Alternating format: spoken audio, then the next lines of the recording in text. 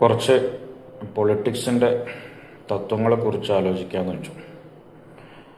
പണ്ട് എൻ്റെ പ്രായത്തിലുള്ളവരൊക്കെ സ്കൂളിൽ പഠിക്കുന്ന കാലത്ത് സ്വാതന്ത്ര്യ സമര ചരിത്രം പറയുമ്പോൾ കോൺഗ്രസ് നേതാക്കളെ രണ്ട് രീതിയിൽ പറയാറുണ്ടായിരുന്നു. മിതവാദികളായ കോൺഗ്രസ് നേതാക്കളും തീവ്രവാദികളായ കോൺഗ്രസ് നേതാക്കളും.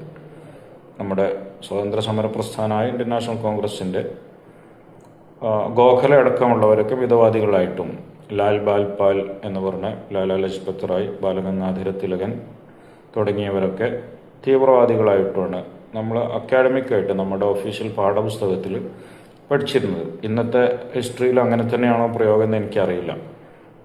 ഒരു 90കളിൽ സ്കൂളിൽ പഠിച്ചവർക്കൊക്കെ ആ പ്രയോഗങ്ങളൊക്കെ ഓർമ്മയുണ്ടായിരിക്കും.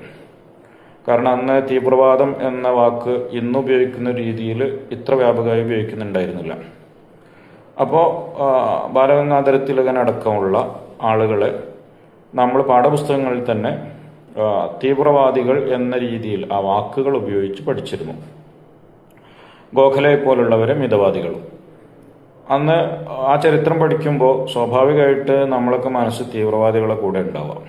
കാരണം സ്വാതന്ത്ര്യം എന്ന ആശയത്തിന് വേണ്ടി പൂർണ്ണമായി ശക്തമായി നിലകൊണ്ടിരുന്നവർ എന്നുള്ള നിലക്ക്, ബ്രിട്ടീഷുകാരെ ഇവിടുന്ന് പറഞ്ഞേക്കണമെന്ന പൂർണ്ണമായ നിലപാടുണ്ടായിരുന്നവർ എന്നുള്ള നിലക്ക് നമ്മളൊക്കെ ഈ തീവ്രവാദ നിലപാട് ആയിരുന്നു ശരിയെന്നായിരിക്കും അന്ന് ചിന്തിച്ചിട്ടുണ്ടാവുക.